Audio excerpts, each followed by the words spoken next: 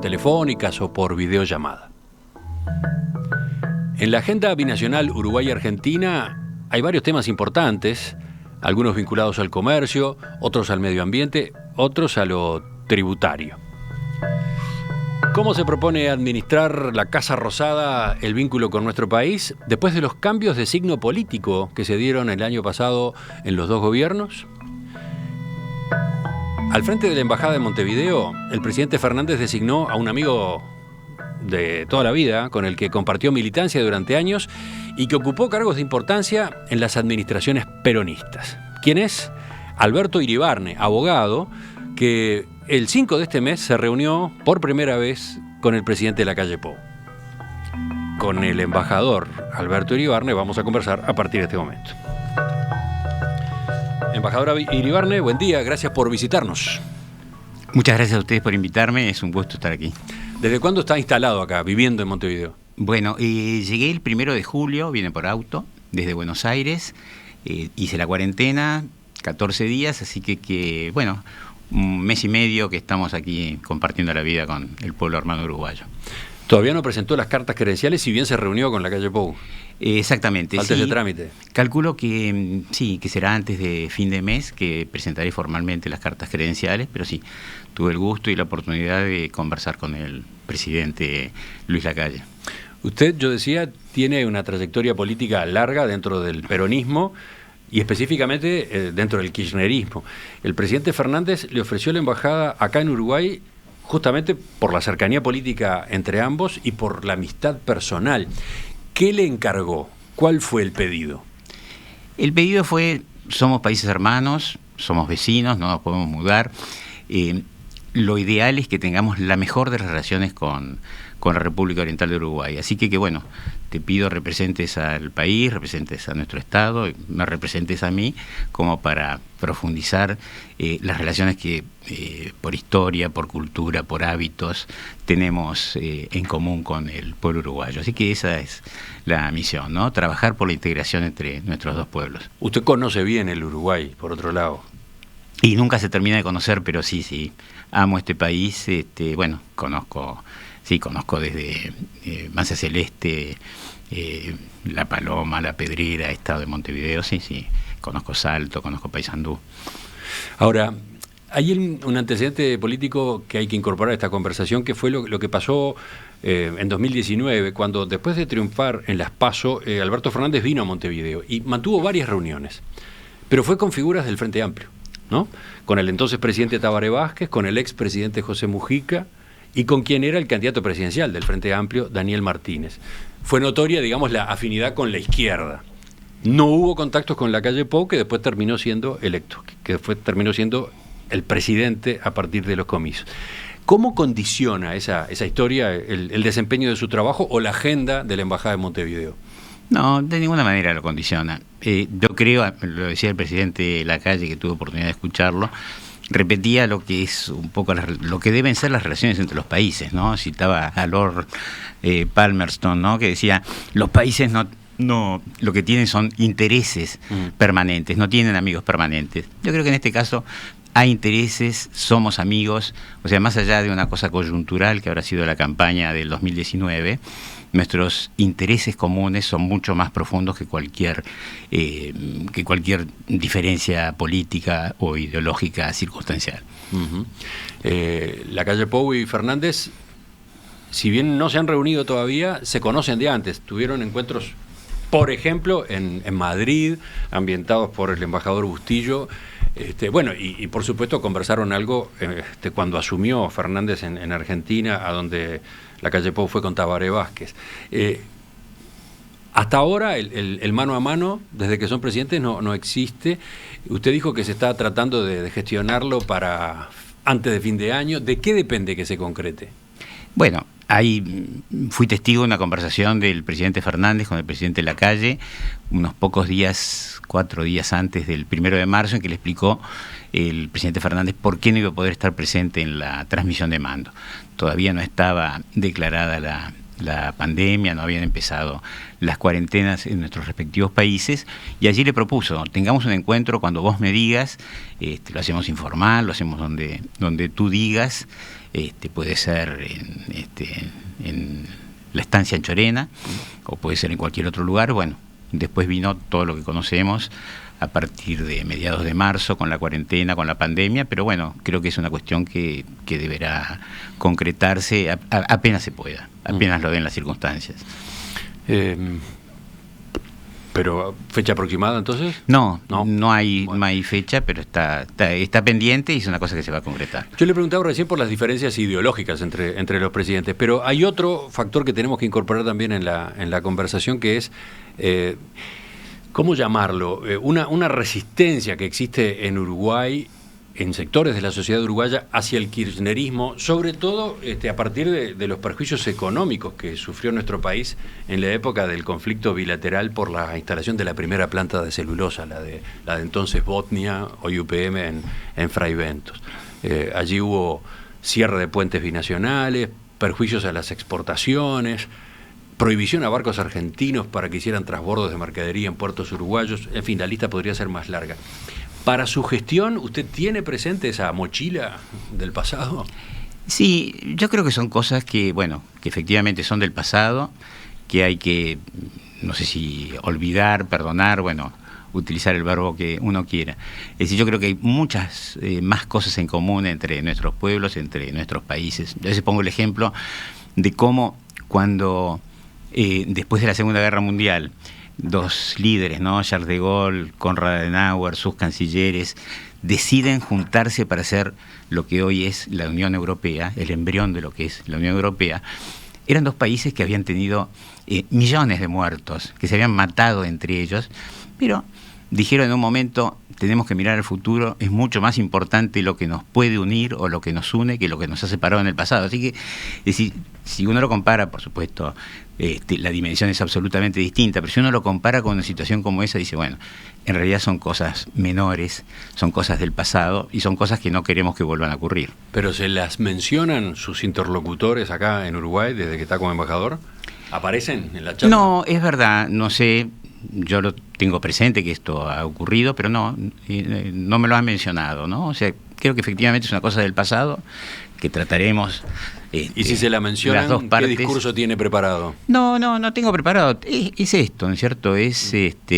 Son cosas que han pasado, son cosas que no queremos que sucedan en el futuro. Creo que hay una conciencia, por ejemplo, respecto a la protección del medio ambiente entre nuestros dos países que quizás no estaban presentes hace 10 años atrás. Y que hay que trabajar sobre las coincidencias y no sobre diferencias. Y menos trabajar sobre diferencias del pasado. Hablemos del presente, de lo que tal vez sea alguna diferencia en el presente. En el mes de junio, el gobierno uruguayo emitió un decreto que flexibiliza las condiciones para que un extranjero obtenga la residencia fiscal acá. Después incluso envió al Parlamento un proyecto de ley que avanza en esa dirección. La semana pasada lo entrevistaron a usted en Búsqueda y allí usted dijo que esas medidas no le preocupan al gobierno argentino. Sin embargo, en la misma nota consignó que en su país se modificó la reglamentación para el cambio de residencia fiscal, haciéndola más exigente. Entonces parece que sí, que alguna inquietud hay.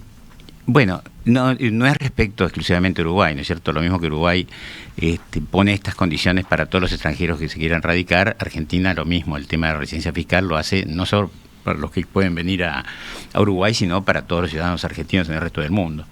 Tengamos presente que hubo algunas cuestiones tributarias importantes en la Argentina de los últimos años, como fue el blanqueo de una enorme dimensión que hubo durante el anterior gobierno, que hubo un cambio en lo que eran el impuesto a los bienes personales, que se aumentó la alícuota, entonces determinadas personas que habían declarado sus bienes en el exterior, al aumentar la alícuota, pretendían cambiar la residencia fiscal, pero no solamente con Uruguay, reitero, ¿no?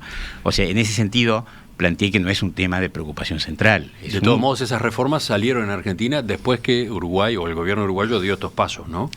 No, el aumento de la alícuota fue en la ley que se aprobó en los últimos días de diciembre en Argentina, o sea que es contemporáneo con eso, el tema de los cambios en la reglamentación de temas fiscales en Argentina. ¿No hubo medidas nuevas recientes? No no. Yo le había entendido en esa entrevista que sí. Bueno, recientes son de este año, ¿no es cierto? Ajá, no, pero no de ahora, no de los últimos días. Lo otro que agregó es que van a usar las herramientas de cooperación entre los dos países en materia fiscal. Y dijo algo más: no va a ser fácil para los que quieran evadir o eludir impuestos. Claro, bueno. O sea que hay una alerta en esa materia. Sí, inclusive yo ponía en esa entrevista que usted cita casos de lo que sería la larga lucha de el Estado por cobrar los impuestos y de los ciudadanos, y sobre todo las grandes fortunas, de evadirlos, ¿no? Entonces, en esta larga lucha, es decir, los estados tratan de que los ciudadanos paguen sus impuestos y los ciudadanos tratan de evadirlos. No, simplemente eso era la reflexión. Hubo quienes vieron la serie de entrevistas de la calle Pou en medios de comunicación argentinos como una movida que, entre otras cosas, buscaba favorecer ese movimiento. ¿Usted cómo observó esos reportajes? No, también lo decía, es decir, me pareció que fueron muy respetuosos por parte del presidente Lacalle, como para no intervenir en los asuntos internos de nuestro país. No hubo ninguna reflexión política respecto a la situación de Argentina. Bueno, lo tomé como eso, o sea, como un presidente que asumió hace pocos meses, que se presentaba en un país hermano y que exponía su pensamiento, su línea política en materia de política exterior, digamos, en las distintas materias que hacen la política interna del país, pero no mucho más allá. No le di segundas intenciones a estas entrevistas. El presidente Lacalle Pou aclara todo el tiempo que esta política que se está siguiendo no va dirigida específicamente a argentinos, pero al mismo tiempo es notorio que muchos compatriotas suyos vienen instalándose en Uruguay desde el año pasado, o anunciando o previendo que se van a instalar. Este empuje empezó cuando Alberto Fernández comenzó a perfilarse como futuro presidente. Se acentuó desde marzo pasado con las medidas de confinamiento obligatorio que se tomaron en Argentina a raíz de la pandemia. Primero, ¿usted percibe ese flujo? ¿Lo ve? ¿La embajada, el consulado, lo notan? Yo diría que son minorías intensas, ¿no es cierto? O sea que numéricamente en nuestro país de 44 millones de habitantes, a lo mejor 100 personas con importantes fortunas, o sea, realmente son noticia, pero... Me llamó la atención el término que usó: minorías intensas. Exacto, sí. Las minorías intensas son las que tienen mucha capacidad para expresarse más allá de una cuestión numérica, ¿no es cierto? O sea que pueden tener presencia en los medios, pueden, en fin, pueden expresarse intensamente, a diferencia de un ciudadano de a pie. Entonces, eso sí es verdad que llama la atención. Pero ayer, o antes de ayer, en el diario La Nación, importante medio argentino, no lo digo por usted, sino para quienes nos están escuchando, había también una serie de reportajes a gente que se había trasladado al interior del país, a la provincia de Mendoza, al sur, algunas localidades del interior de la provincia de Buenos Aires, un poco por quizás angustiados por el tema de la cuarentena y también por el tema de vivir una gran ciudad como es Buenos Aires o el conurbano. O sea, que no descarto que también hay muchas personas que ven a Uruguay en esa misma dirección, ¿no? O sea, como mudarse a ciudades más chicas, no Montevideo, pero puede ser Punta del Este o alguna otra ciudad del Uruguay, es decir, buscando otra forma de vida, no solamente evadir impuestos. Bueno, sí, se dan distintas razones. Entiendo, esa que usted señala es una, porque además ha sido muy comentada, ¿no? La gente que dice, esto de la pandemia me hizo cambiar mi esquema de vida, no quiero más la locura de una gran ciudad como Buenos Aires, etcétera. Salgo de la urbe y bueno, para eso tienen distintas posibilidades, o el interior de Argentina o, por ejemplo, Uruguay. Exacto. Pero después están los otros que tienen o fastidio con la presión fiscal argentina, o diría que incluso resistencia política al gobierno que se ha instalado en la Casa Rosada, ¿no? Eso es lo que vemos venir para este lado, ¿no? Sí, como usted decía, son múltiples razones. No descarto la última que usted mencionaba de resistencia política, y dicen, bueno, no quiero estar en en el país en estas circunstancias, me mudo a otro lugar. ¿Pero usted lleva números de eso? ¿Tienen registros? No, sinceramente. Porque hablaba de una minoría intensa. Sí, calculo que sí, ¿no? Si no estaría desbordado, que es el consulado uruguayo en Buenos Aires, calculo que no es esa la situación, o veríamos que, no sé, miles de argentinos pugnando por entrar, creo que no es esa la situación. ¿Para usted, además, ese movimiento tiene un sesgo socioeconómico?